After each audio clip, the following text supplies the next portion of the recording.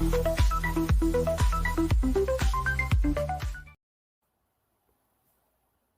back with another Human First AI Marketing Podcast. I am your host, Mike Montague at Avenue 9. You can find us at avenue9.com, where we help small businesses punch above their weight and compete with big brands with the help of AI and a little human first marketing strategy. My guest this week is Shea Murtaugh. She's CEO at Hoffman Murtaugh. She is also in the AI collective, the LeapShift collective on LinkedIn, and posting a bunch of content there. You can find her, Shea Murtaugh, on LinkedIn. Shea, welcome to the show. Tell me about what you've been up to with AI these days, and what's big news in your world? Thanks for having me, Mike. A lot of things, to the point where my head spins, and then I have to take a break and maybe close my eyes for now. Yeah. I feel like I'm outputting at least 120 hours worth of output in about a 40 to 50 hour week right now. So that's what gets me most excited about AI, is just the fact that I can just do so many different things. One Sunday afternoon, when I developed LeapShift AI, which is going to be a collective that I'm launching soon for business owners, CEOs, marketing leaders, to kind of just use the tool effectively, because people, they're a lot of times they're afraid of it. They don't know how to use it effectively to kind of do their job. But in 1 hour, I came up with the name after researching. I developed the logo. I made the website. I made a type form, and it was all done in 1 hour. So that's what AI is going to do for us in the industry. Yeah, I agree. When I realized, 2 years ago that we were kind of in this era, I was like, oh, I have to start Avenue 9. I can do 10 times as much as I could do in content marketing and social media and stuff for myself. And then I can do it for 10 other people, and they can, share in my output and experience too, which I thought is really cool.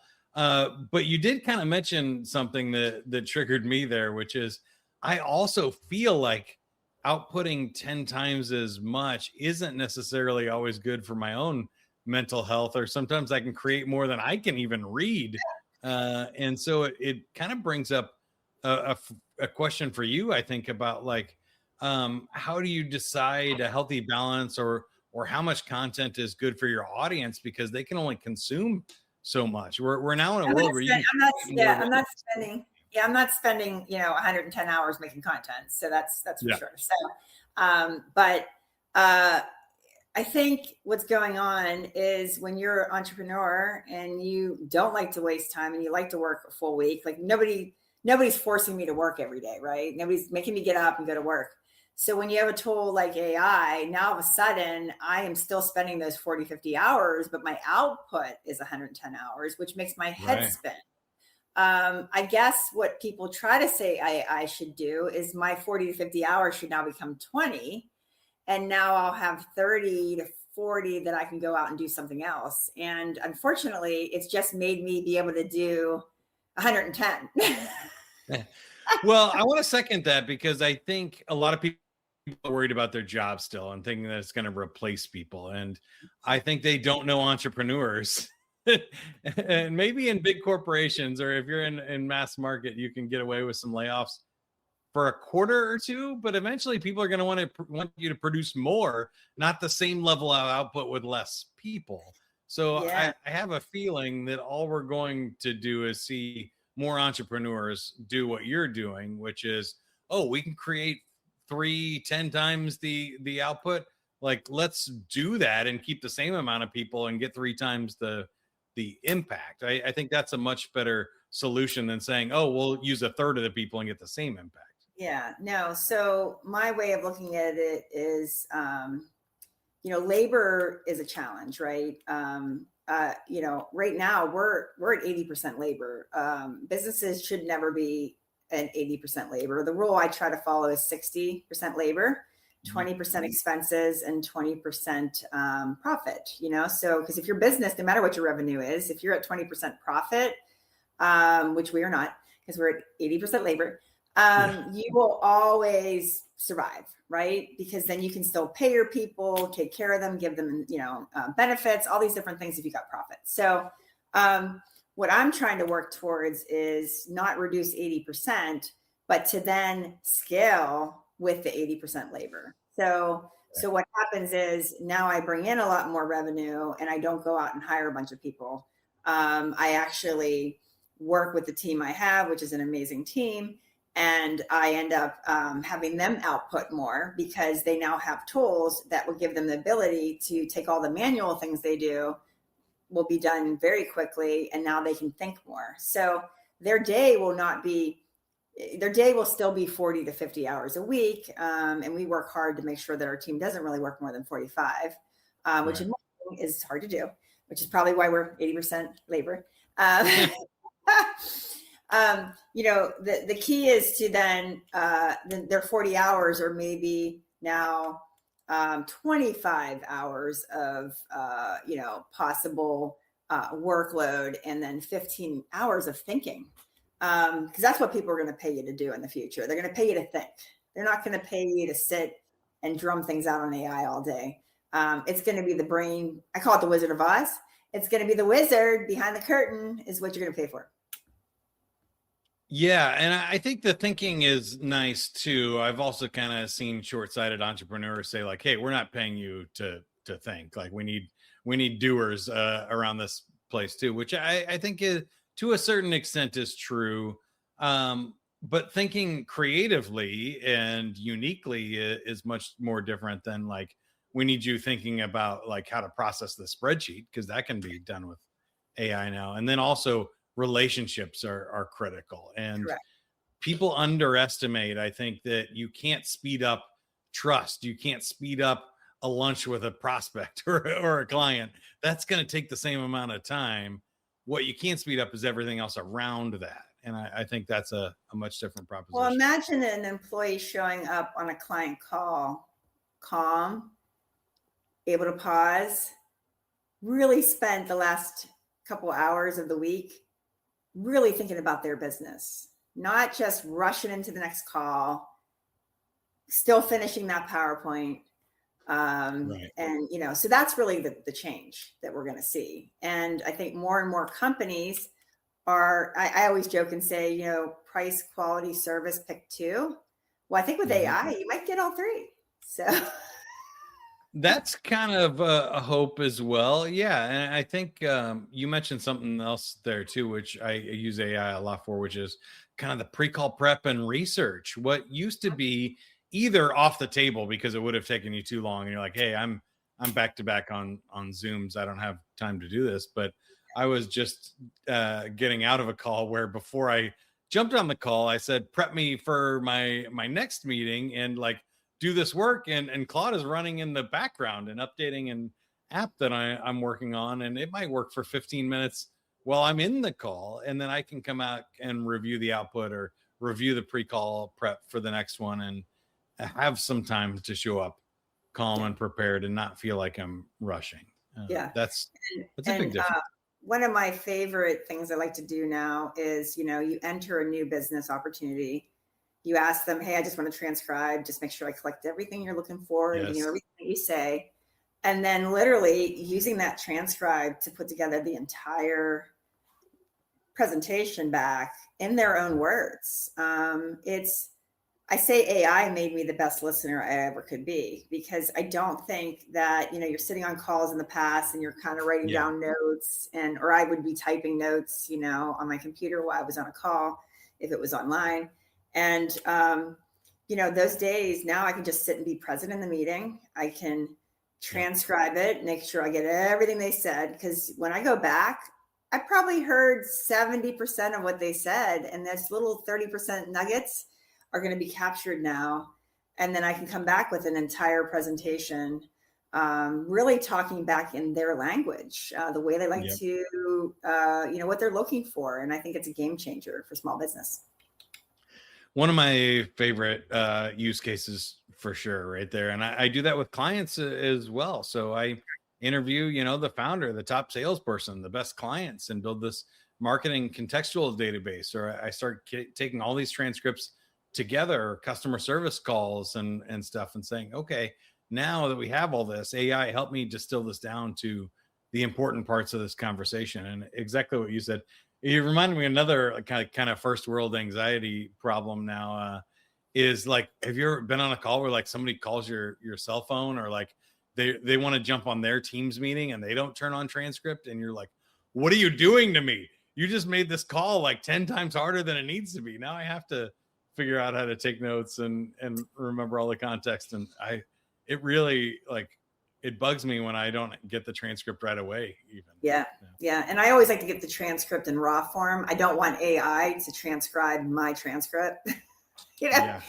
I always take it in the raw form. I don't take it in the AI Summary change. notes. It's, again, I call AI a lot of times, it could be the dumbest person in the room. It could be possibly somebody fresh out of college that has not learned anything yet.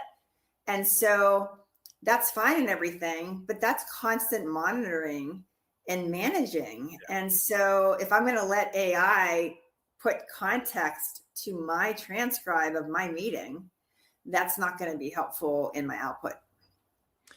I agree. I also think it's really funny. It will like censor things and stuff. So I've seen it where it was in the meeting and the client was really letting somebody have it. And I just had a curiosity. I was like, I need to look at the Zoom transcripts on this before it goes out to everybody. Look at it. And it was like, like Mary disagrees with Joe's point on whatever. And I was like, that is definitely not what happened, but we'll go with it. Well, if you went with the original transcript, it would have word for word, Yeah, like, I think the like AI Mary summary, said. Voiced disapproval was what it translated the F-bombs to. I thought that was great. I wanted to ask you a little bit about your routine here too, though, because I think a lot of this has changed, especially for leaders and as a CEO and working, with collectives and trying to get people together. It's changed how you go about your job a lot. What would you say are kind of the biggest shifts to your routine, your habits, your regular, like, kind of work cadence? Well, I was never a great writer. So I'm now an amazing writer. I would say my change is I'm much more excited about the industry with AI. I do spend about 5 hours a day using AI tools. We're in the process of building our current brain for the agency that every day the team will just log in to the platform and the platform will have the different modules for some of the things that we do that are repetitive, but then would have the personality and the data points for the actual clients to customize. So I'm excited about all of that. My day is, I always used to joke that I really was kissing babies and shaking hands all day. I still do a lot of that, but that's what I like to do. Good. So I think with having AI, in the past, I'd had to rely on my team to help me build a pitch presentation because they were the experts in the things I was pitching. So I'd always have to be like, give me this, give me this, give me this. And, I just don't feel like our presentations really hit a couple of years ago. And now I'm doing all the presentations on my own for pitching because of AI, because I can just literally go in there. It's building it. One of my favorite platforms is Gamma. I wasn't a fan at first until I started being able to use it a little bit more. But I can go in and build an entire presentation. So for example, today I had a second client pitch call. I don't think this client has been with their partner for a long time.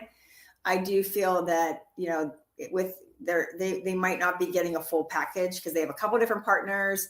And, with marketing, proof is really just the main point that everybody wants right now. And that's kind of what we are doing.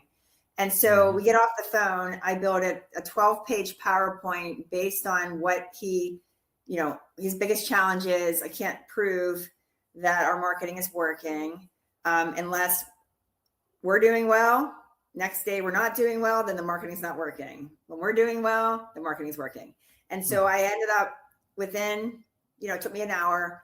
I put together an entire presentation in their look with really what they need to do. And I don't want to say their industry in case they're watching, But what they need to do to actually offer proof in their industry, all the different steps they would have to connect and do and send it off. I sent it off, just about an hour ago. So I could have never done that before.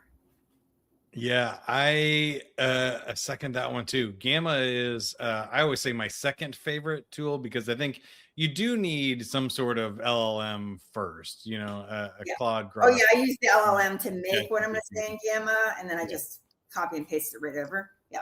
But Gamma, as a marketer, I mean, you're right. There's a lot of presentations, public, private, a lot of social media graphics, a lot of sales decks and one sheets that people ask you to create. And if you're in corporate marketing, that's 80% of the job is just doing that, and Gamma can do it for you. Now it's Well, amazing. and I just don't feel like our stuff really looked professional because we're media and we're not creatives, right? We're not a full service. We've moved into that, but we're not a full service creative firm with graphic designers sitting there ready to put together pitch decks, right? We were making them ourselves, and they looked like it. So again, just all of this. Again, I've never been more excited. This Gen AI to me is like when the smartphone came out. Again, another I could literally sit and run my entire business. I've done it some days. Some days I've sat and ran my entire business on my phone. Okay. Yeah. Because I'm running the business. I'm on the business. I'm not in the business. Right. So a lot of my employees could never do that. But I literally, when the smartphone came out, gave the ability to just be on the road, running a business, all these different things. And then you think about, just when the cell phone came out in general, right? When laptops came out, all of these things that have come out has just really got entrepreneurship to happen. I think, made it easier. You didn't have to have a big office and pay for all that overhead, right, to start a business. And so this is just going to create a ton of more entrepreneurs in my mind that are, with a lot of jobs getting kind of removed. Like if you're a young person right out of college right now, try to start your own business with using AI as you can build employees, you can build custom agents. There's so many things you can do. It's just a very exciting time. Yeah, I recently switched from ChatGPT to Claude, and Claude has a direct integration to Gamma. So now I can just say, hey, take this call. Here's the transcript. Help me synthesize it, summarize it down to the proposal, and then build the proposal for me. And it will go do all of that. But also, what you were mentioning there with building apps and stuff is being able to make something that in a way that we've never been able to do before. You could do it if you had enough money in 1 hour. Yeah, I made my website for my collective in 1 freaking hour. Just this is what I want to do. This is what I want the collective to be. This is what I think the curriculum should be. And boom, it's done with Lovable. I used Lovable to make that website. Yeah, and if you don't know what Lovable is or how to use it, ChatGPT will give you step-by-step instructions, like copy, paste this here, go to this website, sign up for a free account. Like it'll guide you through every single step, and you can just keep asking, like, how do I do this? Or where do I do that? Or what about this? And it will just keep guiding you, and you can build stuff really fast and easy for yourself or for your clients, which makes it really cool. I built small business. I did a pitch a couple weeks ago, and they told me their most unique challenge was entering in a new market and knowing, what they need to do to prepare to get into that market. And I literally built a custom agent for them. Now they have not responded to get back on a call with me. And I was like, let's try it out. Like I literally built an agent based off of what they said their biggest challenge was. If they got back on a call with me and this agent worked, which I think it will, because I know media, they're going to be blown away. Like they don't even have to hire me to do that work. Here's your agent you can use now to go into each market and find out exactly what you need to get started in that market, So, but it's just things like that. I think just it just sets you apart from other agencies, really, if you're that kind of a partner. I think that's what it's about for small and medium-sized businesses. That's what I mentioned at the very beginning. Like I love talking about kind of punching above your weight class. This has really leveled the playing field where sometimes the bigger businesses are more hamstrung. They're slower to move. They can't just approve all of these tools. They can't just go build something for one of their enterprise clients, or they're going to have to get approvals and people involved and legal departments and all kinds of stuff, where you have a really cool advantage right now, especially in the sales and marketing side of things, to jump ahead of your competition or above people even way bigger than you. So it's a really cool opportunity. One of the ways you're doing that is with your content funnel and how much you're publishing and what you're publishing now. Do you want to talk about that process a little bit? Well, I'd love to tell you, this is one trick that I do that people are always just like, that's amazing. So think of all these conferences we go to. Think of all these webinars we possibly sit on. Think of all this stuff that we're sitting there listening to. And I was at a conference last week and we had 3 great keynote speakers come in. One was Kim Scott, Charles, I think it's Durig, and then Dory Clark. So 3, you go on LinkedIn, they have like 400,000 followers, like all this kind of stuff. Yeah. So they came in and did 3 keynotes, and then we had 2 other, speakers come in. So what I do is I started a project. Now I use ChatGPT because I'm not gonna be fickle and keep jumping between all of them, because I gotta be a master of one, then a non-master of none, right? So, but I do use Claude. I go in there because I just feel like it's more strategic, and so I want to start perfecting Claude more because I know that's the hot one. Yeah, right now. I really wasn't pitching one or the other, because No, I know, agree. Like, give it 6 months and the other one's going to be in the lead for something. 2 months ago, Gemini was all the buzz, right? Now it's Claude is, and chat better get their act together. And I'm already starting to see some differences on them. They will. They just pushed an update last week too. Yeah. So I'm already starting to see them get in the game. So, but what I do is I start a project folder. I then go in the instructions, I put my clone information in there so that the project folder is my brain. Okay. And then I start a chat for each of the speakers. So the first speaker, I'll say, I'm about to listen to Kim Scott, Radical Candor. And it just goes boom, boom, boom. It starts like Kim Scott, all this stuff. Right. And then I start taking pictures through the presentation, right in chat, and just putting them up, and I'll be boom, boom, boom, boom, boom. And then I do transcribe the presentation. I'm not recording, just transcribing. Right. So I get like, I can then, because I'm not sharing it at all, but then I get a little bit of, the color of the content of what they're talking about, right? And so I go through that. I spend the whole hour. I'm just kind of on my phone. It probably looks like I'm working, but I'm really just working within the presentation. And then right in the presentation or in the chat, it's literally giving me how I can apply it to my business. Okay, what they're talking about, right? Yeah. I was sitting and listening to a speaker. I walked away from there. I took what they talked about. I created a whole entire plan for my managing director. We're meeting tomorrow on it to implement. That was in 1 hour of sitting, listening to somebody talk about an operations plan that I sat and listened to, and then put the whole plan together in Hoffman Murtaugh's words, right?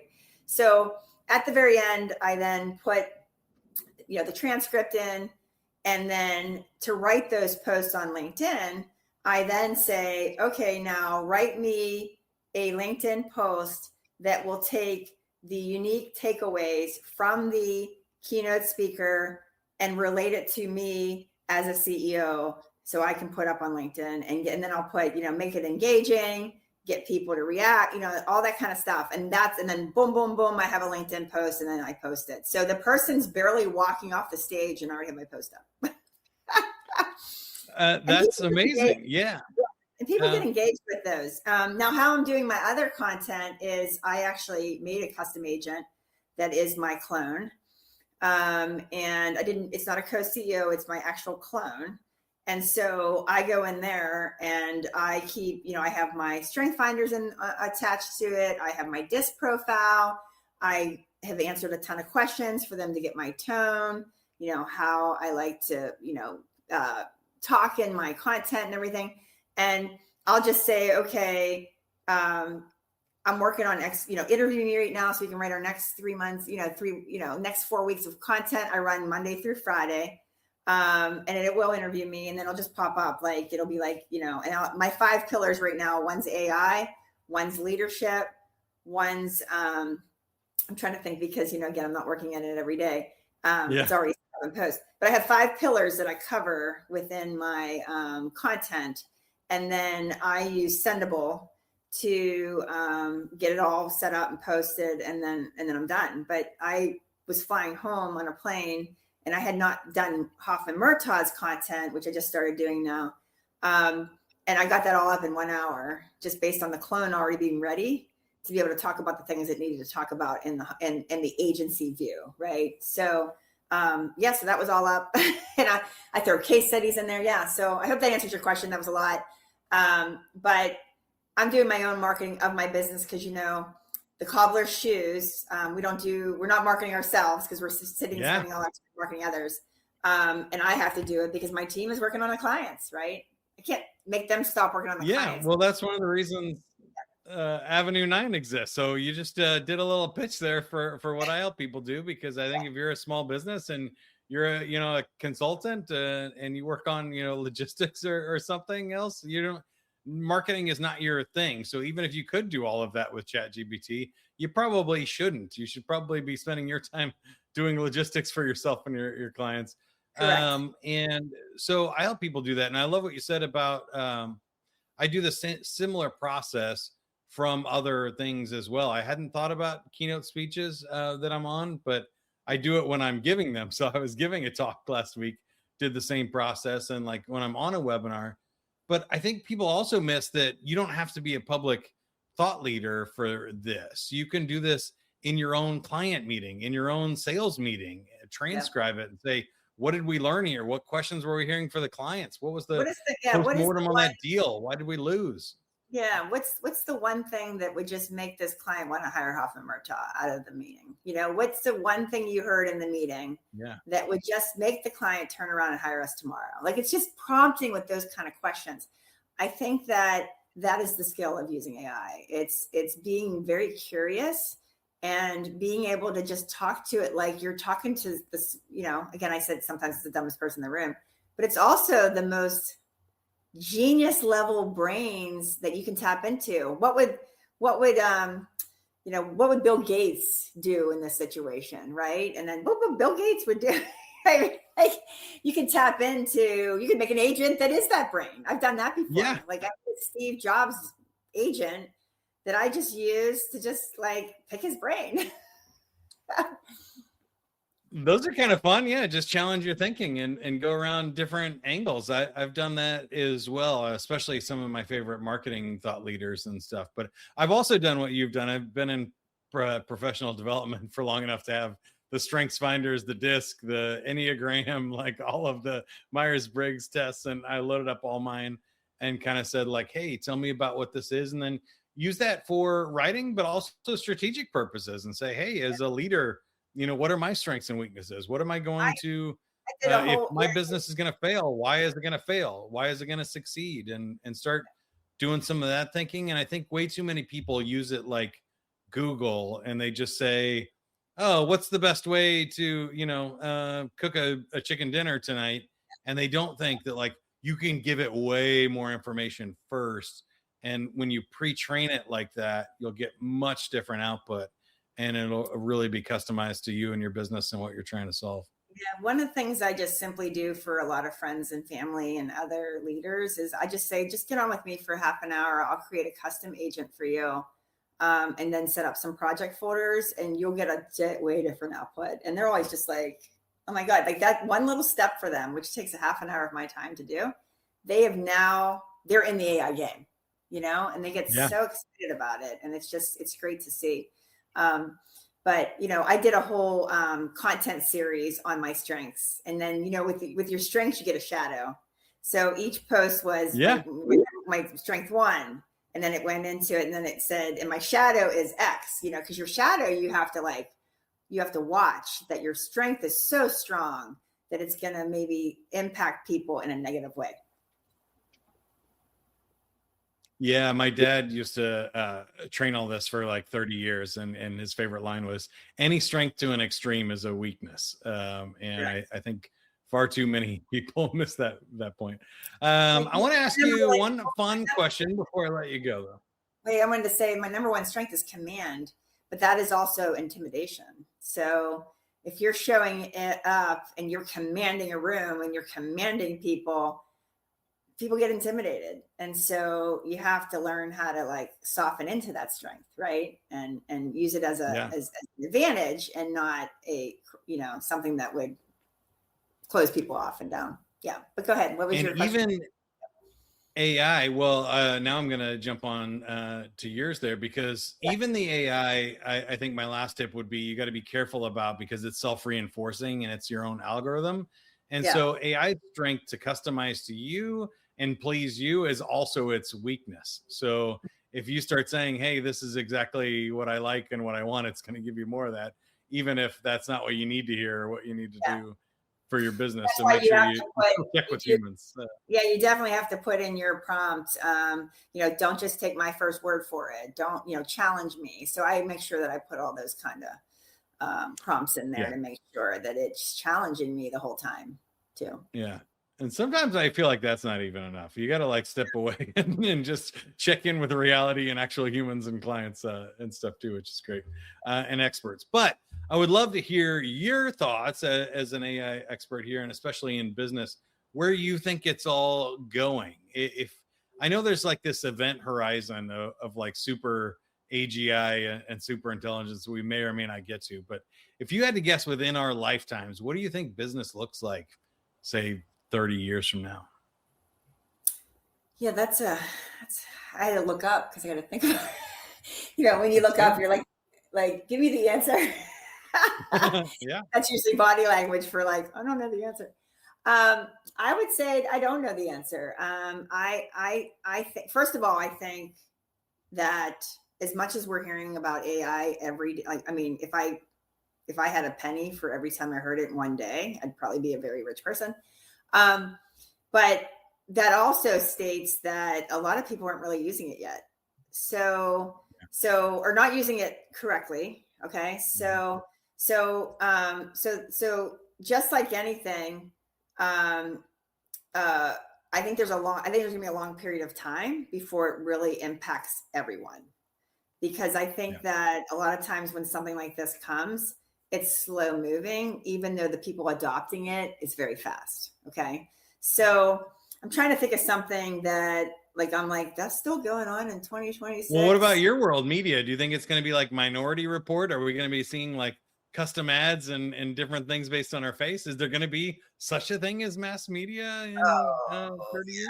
Yeah, no, I truly think that'll happen. But I was just thinking, media hasn't changed much. It's been 22 years, and the way that companies and businesses like mine, strategize for media, it's still the same thing. It's you're pulling research, you're going, like, that hasn't changed all these years, right? Now the mediums have changed. You got more digital, you got more opportunities. What's going to really change is, why are our cars driving themselves? A, it's so everybody can work more. B, be safer. And then C, we're going to have a whole new place to advertise. You're just sitting there and your screen is now going to be, are you hungry right now? It's 3:00. Pull over to the local Burger King, and 10% off coupon. So our in your car media is going to come. I do believe that, you're walking against a billboard and the billboard's going to catch your eyes. And next thing you know, it's going to, hi, Shea, did you think about doing X today? Right. I think customized marketing is the way to go. People want to be served things that are relevant for them, or they don't want to be served any ads at all. And when you get that piece wrong, when you serve the wrong ad to the wrong person, it's a disaster, and it really can turn off the consumer. And so I do think it's going to keep moving fast. How fast is it going to happen? I don't know, because I watched a lot of movies. When you talk about sci-fi movies, I watched a lot of movies that were made in the 80s that was talking about the year 2010, and they were flying in spaceships. Yeah, it's so funny that we're past the future in Back to the Future part 2 now, which is crazy to think. But all of those, the Jetsons and stuff were set in the past now, Robots. I mean, which you know, is again, I just wild, think but as much we'll as I get there. think it's, yeah, as much as I think it's all going to happen, how quickly it happens, I don't know. And I More do, than people think. I like what you said there. It's fast on the cutting edge, the frontier models. If you're in this industry and you're that's probably watching one every model to release, 5% of the population yeah, that uh, is it's spinning around slow in it, for everybody. right? Yeah. Well, also And think outside of America. America is only 3% of the globe, and so yeah, you're talking about much different use case when we talk about all of humanity and everything else too, which I think does give me more hope. So we've been talking with Shea Murtaugh, CEO at Hoffman Murtaugh, and founder creator of the artificial intelligence leadership AI collective. I'm really excited about leap that. shift, And leap shift. It's Leap leap Shift. shift. Yeah, I That's knew I okay. was going to miss that. I even reminded myself before I said it. Also, I like that you put the I on the end of the Shea, so you can do the She AI Well, that's on your pronounced LinkedIn Shea, profile. Shea, like Shea. Shea. That's what I wanted to call it originally, but that's been taken. So Yeah, and us marketers, we got to get creative and do the puns and stuff too. But when I hear Murtaugh, I just think of the A Team. That was my favorite A Team character yes, for and sure. then I'm from Pittsburgh, and Danny Murtaugh is a big pirate manager. Yes, in Pittsburgh. Yeah. So people really are like, "Oh, you related?" kind of thing.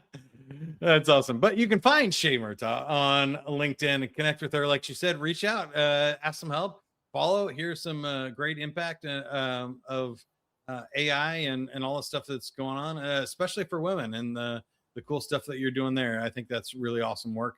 Last question: how can you help us, or how can we help you? How can I help Avenue 9, or how can I help our listeners? The audience. Yeah. Okay, the audience is uh, how I can help you is I would say don't be afraid of these tools. It is really it's just trial and error. I showed somebody a couple of days ago. I just showed them this because normally I could build a custom agent, but I just was showing them how they could do it too. When you're in chat, you just go over there and there's the create and the configure button, right? Configure is you building it and putting it all in there, which a lot of times I use Claude to create my custom agents. So I just think they do a better job over there, and then bring it over. But what I could help you with is if you just sit in that create button, you go down to the bottom and it's a chat. Just go in there and say, please help me create a digital clone of myself. Okay.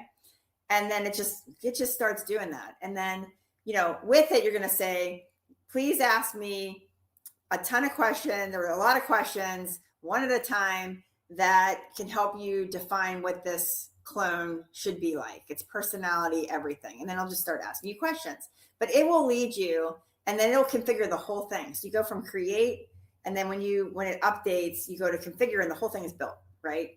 And then you get into configure, and you just make sure you check all the bottom check marks and everything, because some of them are left off at that point, and then you create the custom GPT. People are surprised. Really, all of these LLMs will do the work for you. Just go in there, pretend like you're, a lot of times I'll ask the chat GPT when I'm in a conference meeting or something, and they're talking about something financial I don't understand. I'll say, talk to me like I'm a 6-year-old. That's another way. You just say, help me use chat GPT and talk to me like I'm a 6-year-old. Okay. And the directions are going to come over very easily. Okay. It's great. Yeah. And then you can raise that age limit as you go along. That's awesome. Yes. Shea, thanks for being on the show. Everybody else, thanks for listening. If you need help with any of that, go to avenue9.com. We have several different service lines around content marketing, strategy, AI systems, storytelling, and scalable stories with AI. Very similar to the process that Shea just outlined there. And then also AEO, the way people are searching and finding your business has dramatically changed over the last 2 years. If you want to learn more about that, avenue9.com. Until next time, keep going. Have fun, everybody.